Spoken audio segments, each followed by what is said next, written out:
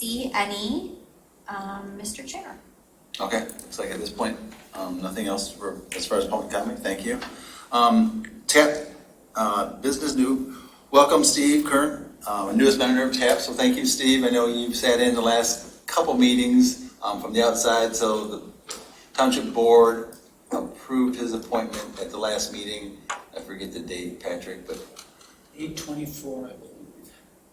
okay, so end of August. So thank you, Steve. Appreciate you willing to serve and provide your input. Because we always welcome people to provide input, assist us on these. Because here again, these are all volunteer committees. Yeah. So living in the township and having a business in the township. So being interested in this, we are thankful that you're willing to participate and join us. So thank you and welcome aboard. Thank you. And thank you. Township Board for making that appointment, so appreciate that. Quadrant updates. First one, Honey Creek. Chris, are you? He's still there. I'm here. Okay, thank you. I thought you were. I just wanted to. First, like to thank you. So you did a little assisted us in some of the issues with that in Google. So if you can just give us a quick update, what you were able to do, and we appreciate it. So you can Sure. the public. Would it make sense for me to share my screen right now just so people can see what we're talking about with the PD? Yes. Okay, let me do this very quickly. Okay, so hopefully you can see this is the area where the Miller Crossing PUD was going to be. And up until a couple of weeks ago, it was showing the pathways going from this gentleman's house down into this area and coming up through, I think, Buckridge Lane. What I did, very simply, was I went on there, and I'm going to go into default view so you can see this.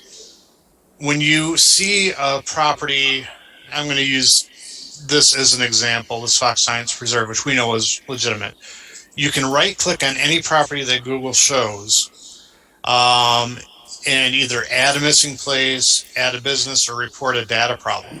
And so I clicked on report a data problem. Hopefully this will come up here shortly.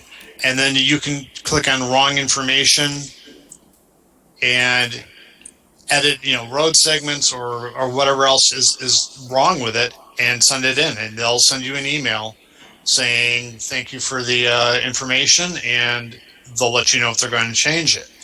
It was as simple as that. Within, as I said, within a week or two of my contacting them, they took the pathways off. This actually used to show a big park here. It doesn't show a park there anymore.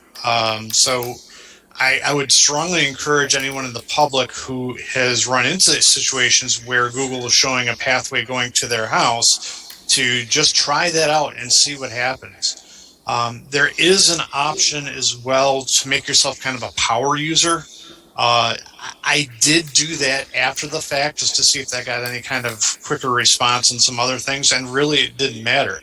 I think as long as you have a Google account, they'll accept your feedback and make changes as needed. So I consider that to be really good news. I tried to find out if there was where they got the idea for that there are paths in this location.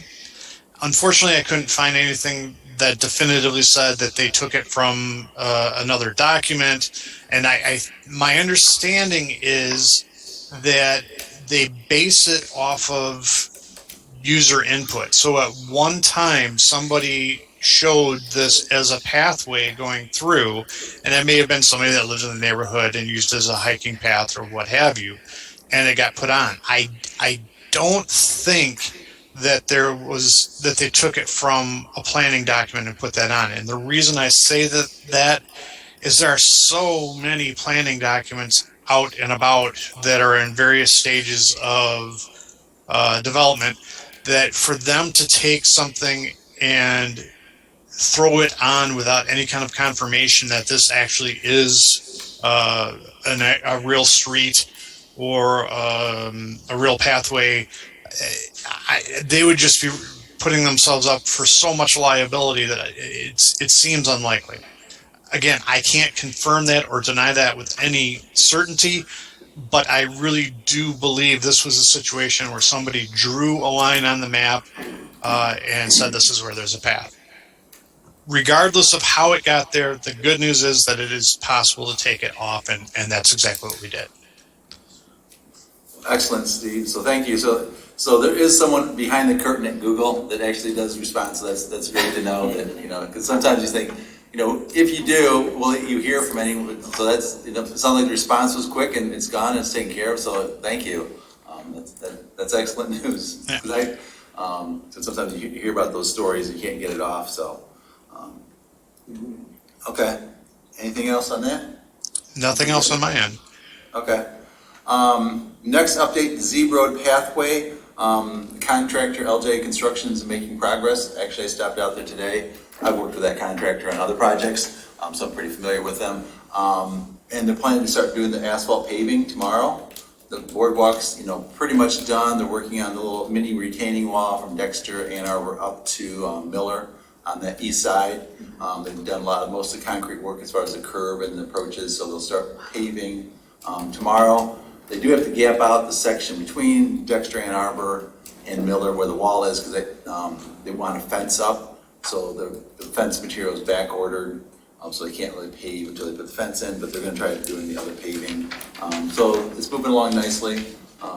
They're a good contractor. They show up and do the work. So it's nice to see it's coming together as we continue marching up Z Road. So I don't know, any questions, comments on that? I biked it today and it's coming along nicely. Okay. Yeah, it's good to see. Maybe avoid tomorrow because there'll be paving thank you. people, and that's one thing. The trails I've worked on, it's usually off the road. He goes, man, there's a lot of traffic on Z Road. So they're trying to work, Right. around traffic, with traffic, in traffic, a little bit more challenging. The other update on, I guess, the southeast quadrant is, I don't see it on here, but Parkland Plaza. Fonson is the contractor. They're a little bit behind on a few other projects, so I think they're supposed to be getting started here in August. They didn't. I think the plan is to get started later this fall. It's a relatively short duration projects. I think they can still get it done this fall. It's just, the workload and what I think a lot of contractors, like any of the labor market, trying to find enough staffing to do that type of work. In actually road construction, they were short before the pandemic, so now it's even more of an issue. And this spring, June and July, it rained quite a bit, so they got behind in other projects. So the combination of all those things. But I think the plan is still for them to get it knocked out this fall. So that's Well, how do you spell the name of the contractor? LJ Construction. L then LJ. I thought you said Wisconsin. Oh, that's F-O-N. Fonson, yeah, I'm sorry, they're Fonson, Fonson. Yes, on. Yeah, Thank you. they're Parkland, yeah, exactly. Scio View, I don't think anything's really moved forward on that as far as any updates. Obviously, we'll continue to work with the developer of Scio View and trying to figure out alignment, connecting basically the Parkland Plaza project out towards Liberty and out Liberty towards Wagner, trying to tie those all together. But I think nothing's really occurred in the last month on that. So, other transportation alternative projects. Sure feel like Jane usually gives all these updates, and so trying to think of other activities ongoing. Patrick? So we want to bring in the president of the AAATA. Exactly. And we saw the buses are now going again, at least in our neighborhood, so it's important to Right. kind of reconnect. So I think that's, bring them in, do a mini presentation, because I think that millage is up for renewal next year. And they're finishing up their long-range planning process right now as well. Right. So maybe next meeting, a following meeting, see if they're available to come in and give a 20-minute presentation to our group and just inform us of, where they are. In their fare structure, I think that would be helpful. They're supposed to be doing some fare structure changes, and then if there were any modifications with the August, redeployment as well, that would be helpful to know. I used to ride the bus, so it'd be good to hear all of that information for the public as well. Yeah, that'd be great. Any other alternative activities? What we did touch on? Anyone out there? Okay. Funding update tab, and I have a little bit, but Chris, if you want to update funding team. Sure. So a couple of encouraging pieces of news have come up. First, we're continuing to work with the Iron Belt Trail Foundation, or Trail Fund, excuse me. They are an organization that was originally dedicated strictly to funding the Iron Belt Trail work, but have since kind of expanded their purview to include any trails that are being developed around the state, with a bit of a focus on rural trails where they might not have a lot of money. What they do is get municipal groups in touch with potential donors, like whether that be the Wilson Foundation or some large corporate donors or what have you, and try to help you gather some private funding to help with putting together these large trail projects. We've been dealing with them now for several months. We sent them a list of potential donors and corporations within the area recently, and they're going to be getting back to us hopefully soon with some strategies for outreach and moving forward. As part of that project, we actually started talking about the idea of reaching out to individual donors within the township. And again, I'd encourage anybody that's in the audience watching now, if you happen to know somebody who is a real avid bike rider or pedestrian and has some disposable money, these projects, even though we have the millage to help fund a lot of them, they take a lot of capital. So if that's something that I think that the TAP group needs to start looking at as we move forward, is reaching out to individual donors as well as corporations and other sources. So that's the first bit of news. Second bit of news is I spoke with Washtenaw County Parks earlier this week and talked about the Connecting Communities grant, which up until that conversation, I was under the impression that Scio had pretty well reached their limit with Connecting Communities and what they're going to be able to obtain from them, and was informed that the county is very much interested in the Z Road pathway and making sure that it connects all the way through to the border-to-board trail north of the river.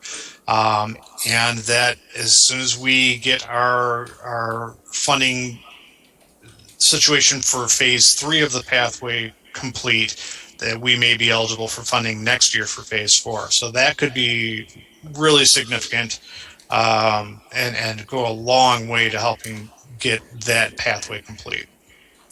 And that's the extent of my news. Okay. Patrick, any question? Chris, any sense of how large a grant might be possible? I'm not sure. In the past, we've gotten a couple of $300,000 grants. It's going to depend on the competition for the year and what they're comfortable getting out.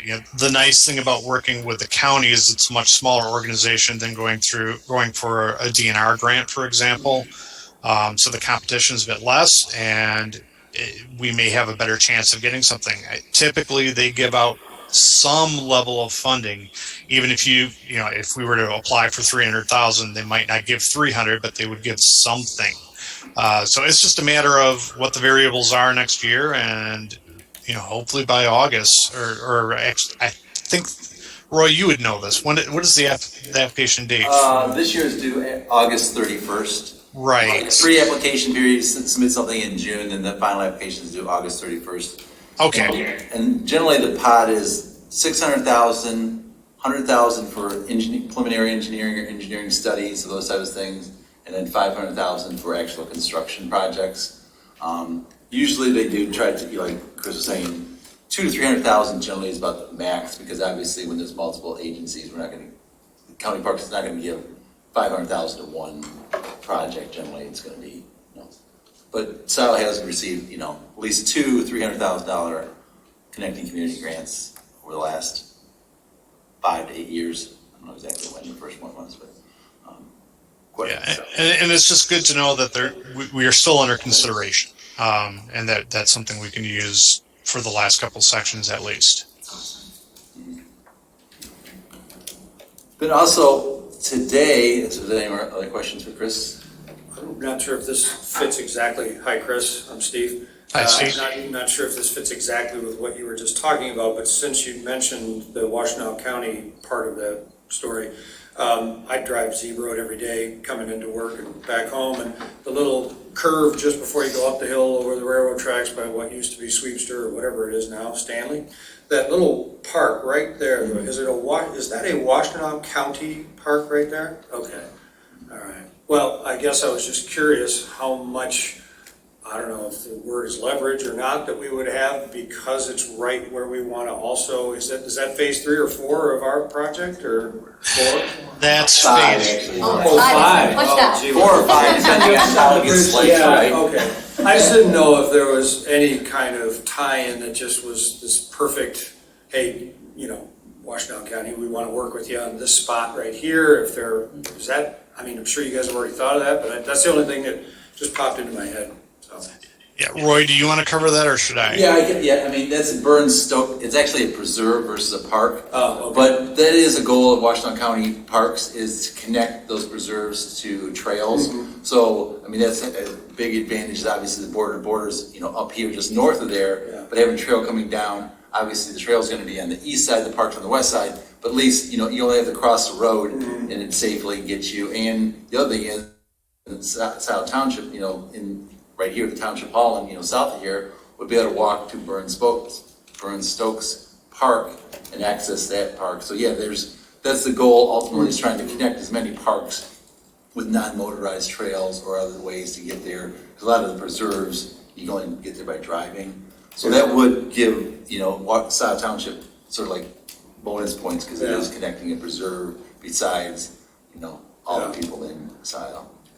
The few minutes that I've spent in the parking lot, and forgive me, I don't want to get too deep into the weeds and all of this part of it if it slows us down, but there's 2 paths that go off into the woods, and I haven't seen a sign to say, take this path to go here, or take this path to go there, or take this path and whatever. I mean, I don't even know where I'm going if I take those paths, so do they connect to the? Yeah, it's a giant loop, basically. You Okay. take one, it takes you all the way to where the railroad and the river meet. Okay. So it's all the land between the railroad and the river, all the way out. So if you take it goes all, and then does another giant loop, then one comes back closer to the river, and one goes closer to the railroad tracks. I should walk it just to see, Yeah, walk because I it see a lot of people walking up around on the road that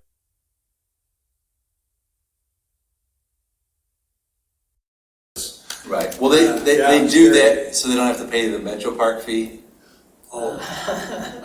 I'm guessing. I That's don't know that for a probably fact, but right. I'm Okay. pretty sure that's what they do. Okay. Because rather than going to the Metro, because obviously it's safer in the Metro Parks for people, rather Sure. than paying the $40 annual Sure. fee, they'll park there and walk Right. across You can that. see how that just attracts that kind of, I mean, it's jam-packed on some days, of Yeah, course, but. yeah, it's popular for tubers and kayakers too. 'Cause you Yes, walk the lower right. route, you walk out to an area that was a mill, so there's a area up there that people put in their tubes. A lot of tubers put in there and go Yeah. down. So, Okay. but connecting that with a path, is a selling point that the county is trying to do. Okay.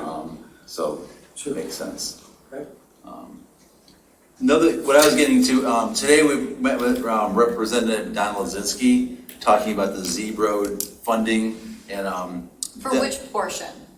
To go north or south? Yeah, both, actually. Okay. First of all, I'll cover north. So Perfect, basically, thank you. we're building phase 3 right now. So we're looking at phases 4 and 5. So basically, keep marching north all the way there. And just sort of laid out where we are with funding and how she could assist us in Lansing and other things. And she's, 100% supportive of these trails.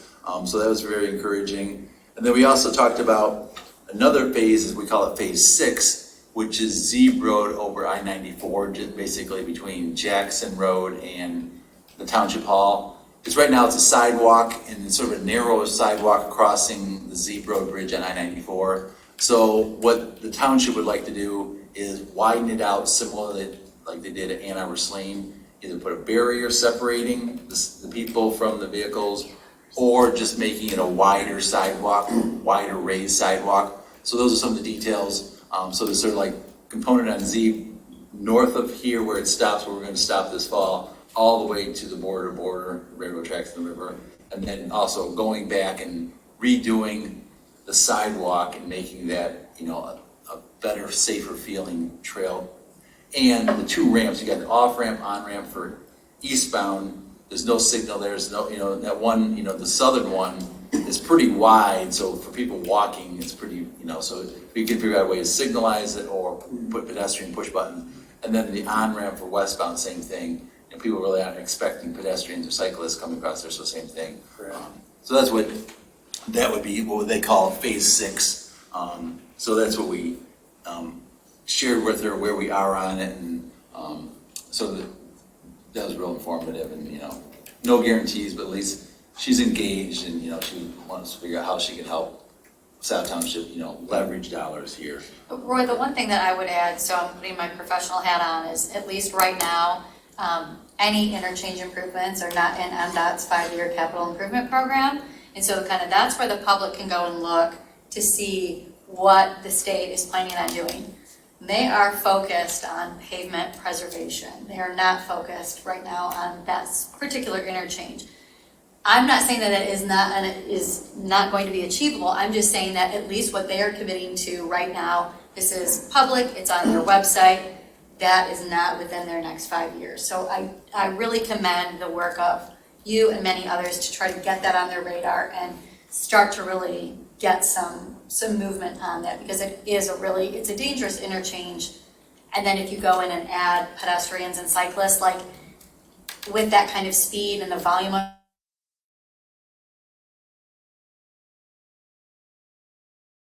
I really do appreciate all the effort that so many are making on that. Right. And that's it. And you raise a good point, because especially once Z is connected all the way down across the river to the border, then you have all the people, sort of south of Jackson Road, all the neighborhoods. Then it's like, wow, there's a destination, but then they're sort of forced to use that. So I think, that's where it's like, how can we, and trying to figure out, the timing when one gets done. They could be two separate timelines. Mm-hmm. So I think that'll be key. It's like, you hate to get, we got all the way to the river, the border, but then you look back and it's like, we left this sort of situation that's not ideal. Right. And there's a sidewalk across it, so you technically can, but it's not ideal. So how can we make it safer? Jackson's going to be complicated, and then you've got I-94. Right. So. So that's on funding. Any questions for me or others on that component? New business, public engagement discussion. We talked a little bit about this last time. We said we sort of ran out of time, and I'd like to get our input and process, because I think some of us have been doing this a long time, and it's always challenging in my mind. How do we get public engagement? How can we do a better job of getting public engagement? And then you throw the pandemic on top of it, and some components of the pandemic, not that it's good, but you can reach out now with Zoom and Team and bring more people in. For our only way really was public meetings. And where do you have the public meetings? What time do you have the public meetings? Can you get people there? But now you can get more input virtually, which is one of the positives. Not that the pandemic's a good thing, but one of the positives of that is you can try to engage more people. But it's still, I think, it is a challenge, because sometimes it's not until there's controversy that people are like, oh, I don't want that, but can you please tell us what you would want? Because that's what we're looking forward. What do we want South to look like 5 years from now, 10 years from now? How do as far as transportation, how do we envision it being connected from here to there? And obviously there's a lot of people in South Township that are smart and do walk, do use buses, do ride their bikes. What do they think would be a priority to be connected? So I don't know. At this point, I guess I'll open it up to others. Appreciate any ideas. And here again, it's not like today's the only time, but just like I think we need to think about how can we develop a more engaged public discussion process as we. And here again, even when we get there, it's always sort of evolving. So I don't know. Susan or Patrick, you have any? Oh, I always have ideas, but I'm gonna turn to the people on the, on video chat and see Okay. what our friends there have to say. I know Chris Chang has done a lot of this in the city. Thoughts, Chris? Yeah, I'll just chime in real quickly that it'd be great too if we wanted to maybe break down these, since we have quadrants, and have, individual meetings with each quadrant. One thing to always keep in mind is do we have a budget for this? A lot of public meetings can, with just postage alone sometimes can add up if we're going to mail or rent rooms. I know during the pandemic, it sounds like we'd probably do something more virtual at this time, but in the future, if we're, renting out, conference rooms and whatnot, we probably should take a look. But I think the more meetings we have with the public to engage, the better off we're going to be, and maybe even make them smaller and smaller by breaking it down by quadrants. That's a good suggestion. Because at the end of the day, I think when you get, sometimes you raise a good point, when you get too big, it's like, but when it's in their community, and obviously they're familiar with their community better than, we are, because they live there, it's like, wow, it'd be sure nice if my community connected to this, connected to that, and versus township-wide, they're like, I don't know what happens in that part of township, but let us know what's happening. So I like, by putting it in quadrants, like, what is the best way to connect? So, Patrick has brought up several times, some of the neighborhoods that he lives near. Boy, wouldn't it be a great idea if you hosted like a little walking tour? Those have been super successful. So you could do something neighborhood-wise. You could still do, Chris, I love the quadrant idea. And because the parks folks have done such a nice job of inviting people to the preserves and checking that out, that would be a twofer. You gotta go to where the people are going to go. If you see people walking, some people are gonna come to, a virtual meeting, but most people are not gonna come to a static meeting. We could hold something outside, but we are competing with baseball and softball and every other activity that people do. Plus, people want to exercise.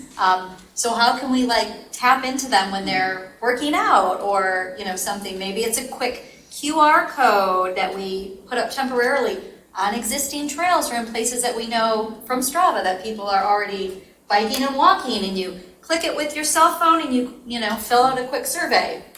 I'm totally going to use that for my work. I just thought of that too. But, I love the quadrants. I think that's a really great idea to just go to where, some of our people are. Maybe it's trying to do something in partnership with the metro parks, or, near the trail or, trail exit or entrance. Right, that's a good point. But that's staff and that's budget too, so, who's gonna be able to do that? Right. So how do we make it a little bit more passive?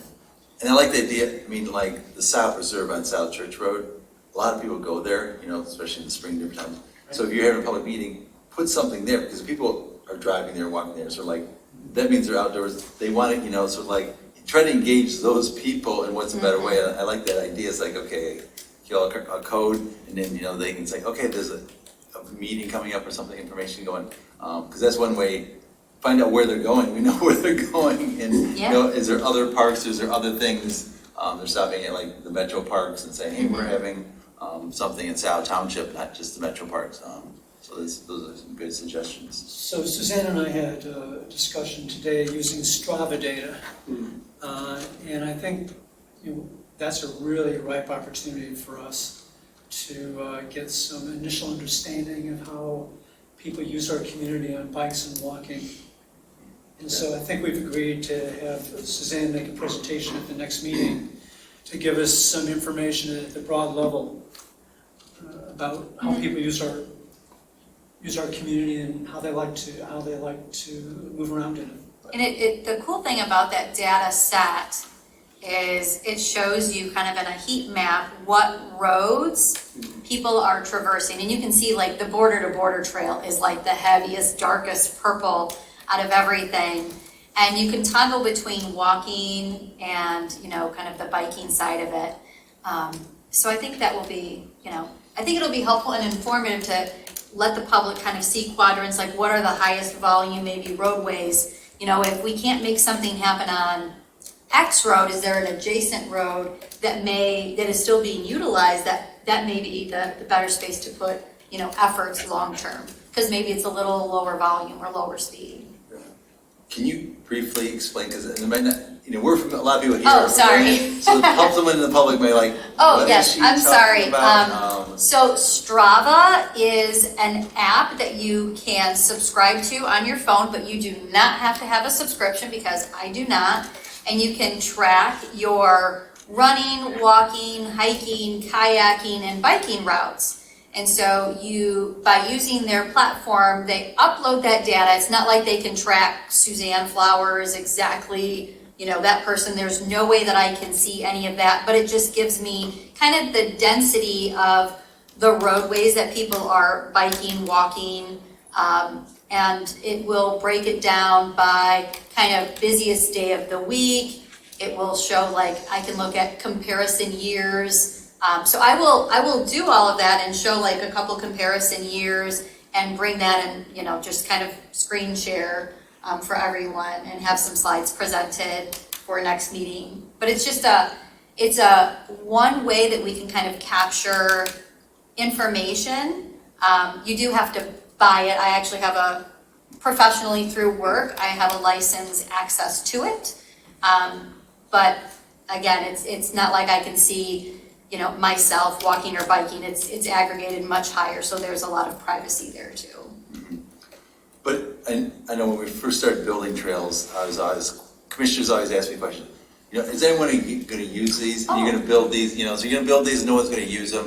And they would say, no, people are going to use them. And then, I used to actually go out and take pictures of people who are using them. But this is actually real, data saying, it's not just, on occasion. Now we have counters on some of the trails. Yep. But this is more global. I mean, it's obviously not Yes. just Washington County. It actually is global because it's everywhere. But then we can just zoom in and it's like, what's going on in Washington County? What's going on in Scio Township? What's going Yes. on the Zebro Trail? And you Yes. can track, especially as you build different segments. It's like, okay, now that we connected this to this, what were the use before and after? So basically it just continues to grow. So- and as more people sign up for it too, obviously. Yeah, and so professionally, I've been doing data collection. I have been pushing really, really hard for like the last 7 years for data collection of non-motorized users. And so we do have 2 permanent trail counters right now operational in Washtenaw County. We have one in Mill Creek Park in the city of Dexter, and one kind of by the Cider Mill Trail that connects up to the other metro park. So if you ever see those are your tax dollars at work, and all we're doing is capturing use along these facilities. And I'd be happy to share that. That's, again, public information. It was used with government dollars to purchase. The use on these continues to grow annually. Like last year during the pandemic, we saw a 50% increase. Predominantly, these are recreational trails that people use on the weekends. We saw that shift in 2020 to like Monday through Friday use. So that was the highest use days. Again, still lots of use on Saturdays and Sundays, but we're actually seeing that flip already. That's going back to more of the Saturday and Sunday user. But we have been able to utilize that data to share with others across the state that says, not only are people using these, but here's all the 100,000s of uses that are happening in this year or this month. So we can provide that back to Scio Township, to the city of Dexter, and we could say, a trail of similar use or a similar type would get this kind of use. And that's the kind of data that we're trying to build throughout, not just Scio and Washtenaw County, but within Southeast Michigan as well. So is the underlying assumption that by looking at these heat maps, we see where people go, and the assumption is that people have figured out the smartest, safest way to get from point A to B? No. No. That is certain people choosing to go on those routes. There are like 3 different types of users, in the kind of bicycling nomenclature. There's the, I'm super confident, I'm gonna ride on the road no matter what because I wanna go fast and I wanna get on miles. Then there's a person like me, I'm pretty confident, I'll bike on the road, but I'm not biking on M52. I prefer to use the road as a connector. Mm-hmm. So I'm confident, but a little uncertain. And then you've got people that are like, no road, no way. I will drive my bike to a trail because that's where I feel safest. So we're building facilities with the understanding that we have all of these different types of users. We have different ages, we have different abilities, we have different, comfort levels. And so we have trails that accommodate a lot of different people. And then we do have roadways, and those folks that want to use the road will always use the roadway for training or other purposes. And so that's great. We offer options, but these heat maps can at least give us a starting point in discussion with the public to say, here's some routes that people are taking. Is this where we should be making our investment? Okay, here are the challenges. Here are the costs that we think are going to be associated with that. Should we prioritize, this road, this corridor over this corridor? I think it's just a means to get the conversation started. We're not here to make decisions. That's what the Board of Trustees does. And so I think it's just a way to have a conversation with the public and have them better understand what's going on in the community. Okay, thank you. Yep. Okay. I was just curious, Sure. I don't know. But the QR codes, wow, great. Even though I only know what they are and I don't really ever use them, if I got familiar with it, I would. I love that idea. But I was curious though, combining with segmented meetings and keeping postage down, I don't know if there must already be some bulk rate postage capability that South Township has, maybe? To help. Yeah, I think so, especially if you do like postcards, but I think either way, there's some type of. There'll be a cost, no Right. doubt, I was just wondering, but then the other thing, with the idea that you had about where you go to the Scio preserves and things like that, if there was a way to put together a year ahead calendar of these are the 4 or 6 or 8 meetings that we're gonna have, then you just have a poster there that gives all those dates, and you're not constantly Great idea. mailing out as a reminder maybe, so you got QR codes, a permanent poster. Yeah. It all takes cost and effort, obviously, Right. but hopefully that one nail and a board, anyway. So, I don't know. That's a just great thought- idea. Wrap that all up, but I love the heat maps. And the other thing, I was curious, the way in which you measure the usage, or whether it's, are they like pads at the beginning of a race where you kind of step on it and now it's? Nope, so Oh. they're very passive.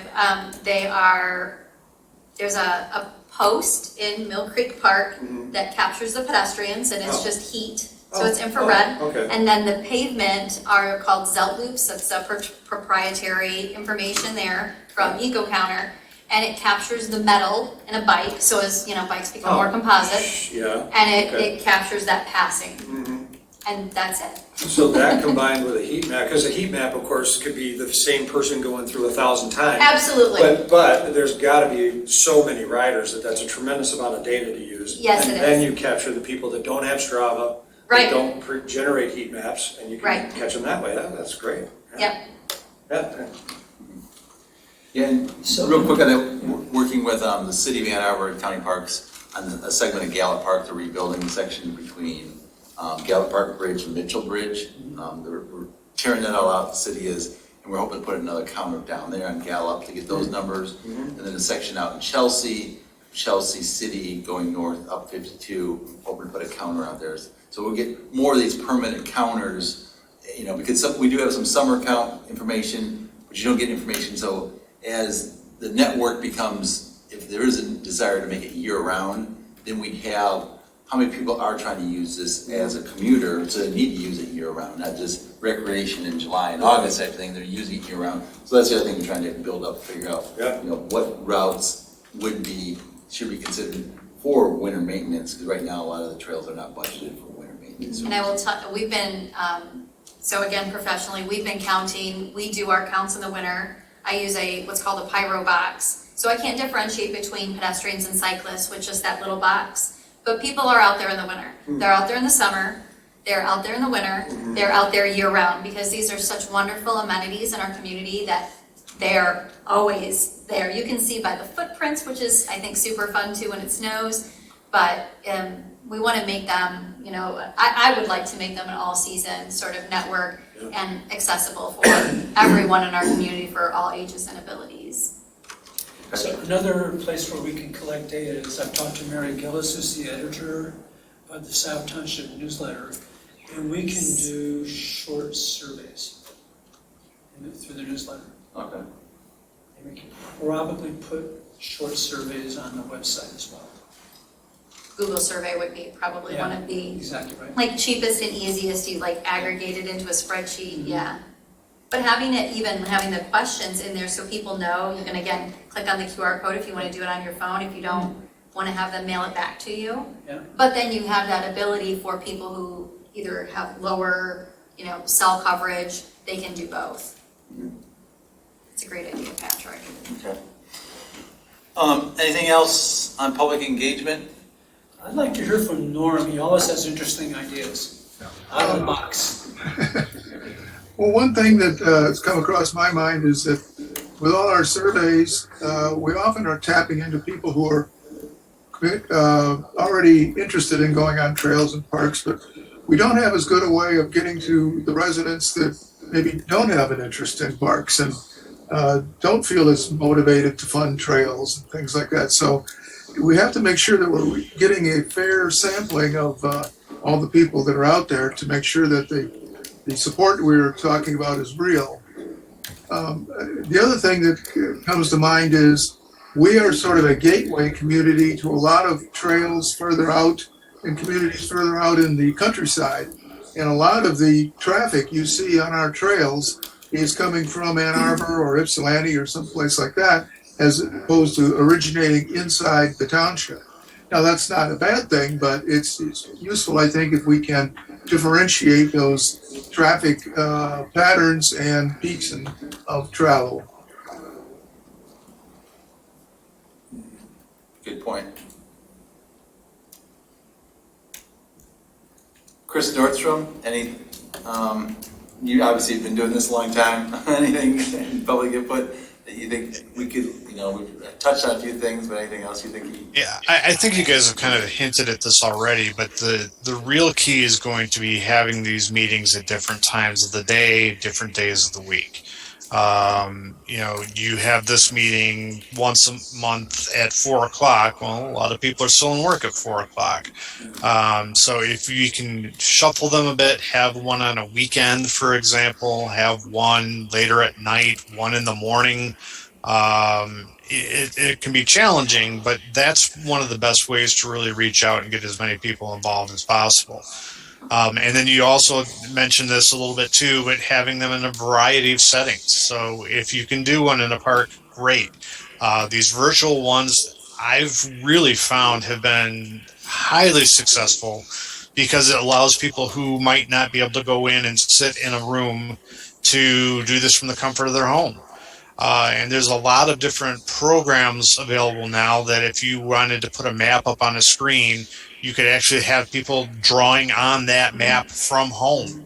And then I guess the last thing is just encouraging people to send things into you via mail, via email, whatever format is available, where they can actually mark something up on a piece of paper and get it to you, or mark it up on their computer screen. And I'm sorry, I said that was the last one. The last one now is making sure that you use social media.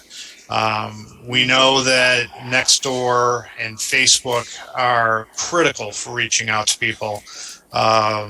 You're going to get a lot of folks, as Norm said, who might not otherwise be aware that these things are going on. And you're going to bring in a wider variety of viewpoints and really start to get that outreach that you want. No, great suggestions, thank you.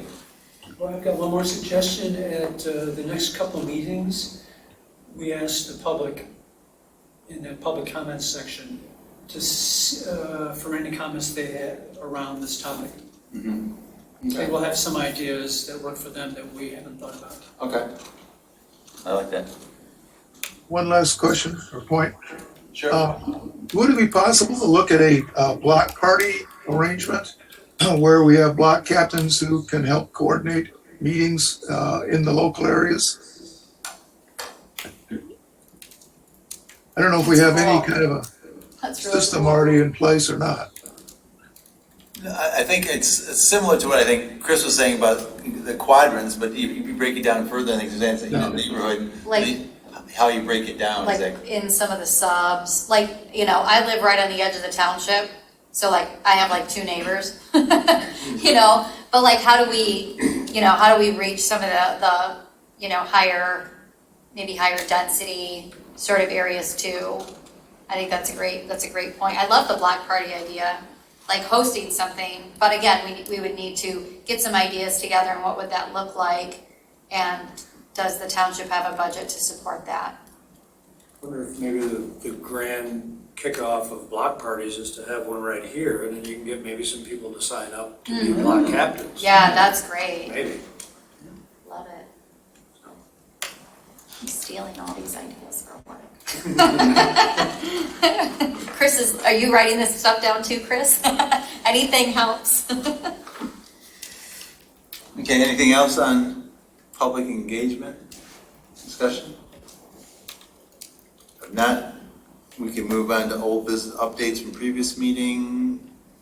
So, you see on the report in the minutes that basically all of the things we committed to do last month got done, Okay, or are in process. okay, So we're on top of it. excellent. Township committee committee report updates. Attached, but is there any updates from Norm or Chris? Norm, want to go first? Yeah, I'd like to invite everyone to Liberty Pond Nature Area on this coming Saturday, 10 o'clock. Bring your mosquito net and mosquito repellent. But it should be a good hike, and it's a nice area. If you haven't been there before, you'll be pleasantly surprised. What was it called? Liberty? Liberty Pond Nature Area, Thank you. And what time again? 10 o'clock, 10 to 10:30. Didn't I see that? And those that don't know, where is Liberty Pond Park and how big is that, Norm? Let's see, acreage, I'm not sure. It's probably There it is. 20, 30 acres, somewhere along those lines. And There's a very large pond that the school kids do their nature trips around. There's a parking lot there and there's a sign. So if you get on Liberty and you keep going west, you hit Parker Road, you went too far, come back, and then it's off to the right. Okay. It's basically on the north side, right, just before Yes, Parker it's, Road? yes. Okay, Yeah, and it's Saturday, 10 o'clock? Yep. Okay. Norm, is there anything you've learned from your tours that might be helpful to us? Since you've been very successful, you've done a good job of engaging people. I think you have surveys that you give people afterwards. Well, the thing that was most surprising was when we handed out surveys to the folks who were actually showing up for these, other than the people who were involved in the committees and things like that, the comment was, I was just driving by, I saw the sign and I stopped in. Meaning they hadn't known this was here by any other media. And it was kind of an eye-opener, I guess, because we thought we had done a pretty good job of publicizing the locations, but evidently not yet. So the same may be true with bike paths and things like that. If you aren't an avid bike rider, you might not be aware of those, or maybe signage is important. Yes. I'm Thank just you. curious on the toxic, once a month, bring your toxic stuff here. Is that visited a lot? I mean, is that, what kind of, traffic do you get through that? On Saturdays, some Saturdays, they're weird. Some Saturdays, the line's out to the Yeah. city road, so I don't know exactly, they know better at the county, but it's sort of interesting. Sometimes I've stopped in, some days it's not many, and other days it's sort of like packed. I think in the spring when people are cleaning their garages out, Sure. they bring more Well, stuff. what Norm was just saying, I mean, signage, literally, if you've already got a whole bunch of people coming for one thing, and there's a sign going, here's the map of all the parks and the connectivity and whatever, I don't know, that all takes money and time, and somebody's gotta Right. make a sign. But you've got people streaming by that Right. get 1% of a Right. couple hundred, I mean, Right. who knows? Or maybe like, I'm saying, if you say, okay, 3 times or 4, or how often we have those, like, that people know there's gonna be a park walk on the second Saturday of the month through these 3 months, Yeah. maybe it's year round or whatever. So people, it's like, the locations are known at the beginning of the year, but it's like, then you get that sign out, so it's like, oh, it's sort of like recycling. Usually put it out on, Right. the Thursday or Friday, it's like, oh, this is the weekend for recycling, because they click some heads, I like, know oh, it's a yeah. Saturday, but I never know until I see the sign, So this is a park tour week, and then you'd have to, go on, the township site or somewhere and say, okay, this week, this Saturday is at Marshall Park, or this Yeah. Saturday it's at, whatever. But it might be something, To me, the challenge I've struggled with is pathways over a distance versus a park and trail. Sure. And how do we, I love what Norm and the committee's doing with parks, and how do we expand that idea in a safe way to take people down an area that we're thinking about I mean, I don't, creating a pathway. I would say you can't take people down a path that doesn't exist. Right. You need to meet them where it is safe. You could meet in Dexter. It is free, it is safe, there is a path. You could have them feel and see, like, not only like all the other people, and that it's clean, and that there isn't trash, because that's always, oh, people are gonna come here and litter. I pick up trash when I'm out there. I mean, because I don't want my trail being trashed. So, I mean, I think that it's getting people to experience it, and I think Norm has tapped into that beautifully. And we just, if it's not technically in Scio Township, well, that's okay, meet up here, it's not that far, maybe we host a couple, like, walking, biking things, on the on a trail that you can traverse with your family safely, and it's not like there's a registration, it's like, hey, we're just gonna meet up, and, we just wanna talk to you about what we're doing. Maybe that's a biking meeting, if you will, like, hey, we're gonna have a couple stops so everybody can rest, but then we're gonna talk about, the paths for the future or something, or hey, come to the meeting or whatever. but I think it is a little more tricky, like you said, on these linear path trail projects where they, it's 2 miles, 4 miles, whatever miles long, like where do you, versus the destination, like, okay, we're gonna meet here at 10 o'clock. I mean, obviously you can just meet with the parking lot, but it's just like, okay. So what Steve and I did is, I took him on a ride down, and we just went to Zeeb and used that as an example of the kinds of challenges and opportunities we were facing. And that's hard to do. Right. And we did it once with people training 3 or 4 cars, and we were on the phone. But again, that's hard to replicate. So it's a challenge. I'm sure it's something that can be overcome. Maybe the equivalent of our parks tours would be to have a potential trail walk to an area with a pickup bus, like the Wave or something. It could bring people back. And they can do that. They can do that. There are community service sort of hours that they can dedicate to because of the funds that they receive. Great, yeah. One thing that ASLA does on their meetings is they'll have, ASLA is the American Society of Landscape Architects. They have had bike tours through Kalamazoo and through other cities where they've had their conventions. And you start out at one spot and you give everybody a map and you say, okay, we're going to talk about this location first. You ride a mile, stop, talk about the next location. So it's definitely possible. I've seen it done. Yep. Chris, anything, Cheng, from report update? We did in like the southeast quadrant. We just recently approved a conditional use permit. I believe it's EWF Solutions. It's for a warehouse in a mixed use district. Then the PUD that's adjacent to it. This is over off of Jackson Road and I think just a little west of Baker Road, where we have that proposed PUD with the pathway that's going in. The name escapes me. Yeah. But it looks like that they'll have a connection to that path at some point, but that's when they come back in for the site plan. Then we've just been discussing again at our meetings, the master plan, the Scio Township master plan. So it's moving along. And of course, taking out the Honey Creek reference from the master plan. Okay. Any questions for Chris or Norm? Okay. Wrap up. Anything, Patrick? Next steps, assignments? I think the big one is to capture all these notes about these ideas. Mhm. And use that, bring those to the next meeting and have that be part of our discussion. And then the AAATA, those are the ones that come to mind. Right. Did I miss any that anybody remembers? Suzanne's gonna also do the presentation. Yep. And then I guess we should see, if you wanna reach out to, Matt? or AAA, yeah, AT, yeah. I whoever, can. Yeah, Matt, whoever would, What's his name? Matt Carpenter.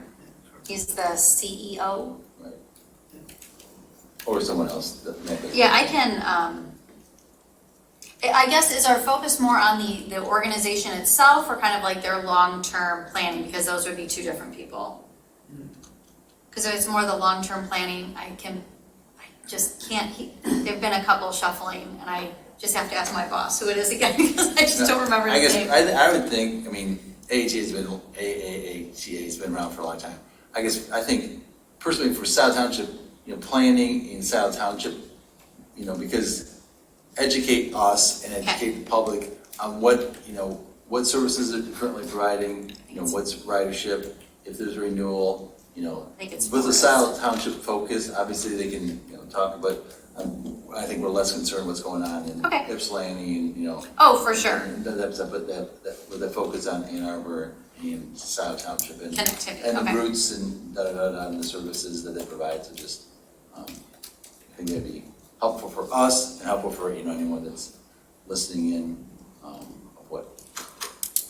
And if they can't make it next meeting, the Well, following meeting. yeah, I'll ask like when their availability would be. Okay, And I think I'd like to have their thoughts about how any potential partnerships with TAP that they might have, that we haven't thought about. I'd be curious along that line of thinking, the buses have those bike racks on the front. I don't know, could they have a bus that's kind of dedicated to bringing people that don't want to ride their bike all the way from Ypsi to Scio to enjoy the trails out here, that if it's well-known enough, I don't know, maybe this is way down the road, but they might have an express bus with, bikes to bring people out here. Something like that. I was just talking about planning and being out in the future. Yeah, because they can only carry 2 bikes. Yeah, and And that's the challenge with most of the, existing infrastructure. yeah. So what they might be thinking and how they could carry more bikes. Maybe they only have 20 people on a bus and they bring some of the bikes in the bus, or whatever. But, Right. yeah. but yeah, similar to, Traverse City TARP, where they have the Sutton's Bay thing, where you can ride one way and ride back the other way, or vice versa. Right. How that all came to, how they make that happen. Okay, I'll reach out. I think the person that it will be is Forrest Yang. I think he's their For Shane? planning CFOs. I can't remember all their titles right now, but I'm pretty certain that's it. But I will do that tomorrow. Great, thanks. So next meeting, I guess, October 13th, we'll continue with the hybrid option. Right, nothing, and not too much changes between now and then. And we're still able to meet virtually with the county's executive order through the end of the calendar year. Okay, Just as a reminder in case everyone did not know that. okay. I know that. Roy, just in case you guys didn't see it, Mr. Pattinson asked if there could be an additional public comment at the end of the meeting to address the map fix. The Honey Creek map Oh, correction. we can add that to the next. So the question, So He wants to know in the about chat, comment period. yeah. I think we would just need to discuss that as a board. generally, yeah, we just have the one public comment period. So I think we'll probably just stick to that at this point. I mean, if he wants to email something in, that'd probably be the best way. Yeah, that would be helpful. What his concern, question, or comment is. So, I'm just curious why he wanted to wait till the end of the meeting. Maybe he was working and didn't have time to come in earlier, or did I follow that right? I mean, I admitted everyone who requested. But I mean, comments can always be submitted through the TAP email as Right. well, if people can't. I mean, if people can't participate, I believe that, Patrick, that's been set up. So we wanna make, maybe we need to include that, like, on our agenda, for people that, if you cannot make a meeting, you can always use that to provide a public comment that can be read at a meeting or something. Right. It's tap@sciotownship.org. Is it already on the agenda? Yeah. Oh, perfect. Well, that's helpful. Yeah, that's, And I believe it is on the website as well, under the TAP website. Yeah. There is to communicate with TAP. Okay, perfect. nothing else. Motion to adjourn? Sure. So move, all right. Meeting's adjourned, thank you. All right, thanks, everybody. Good to see all of you. Nice Bye. to meet you all.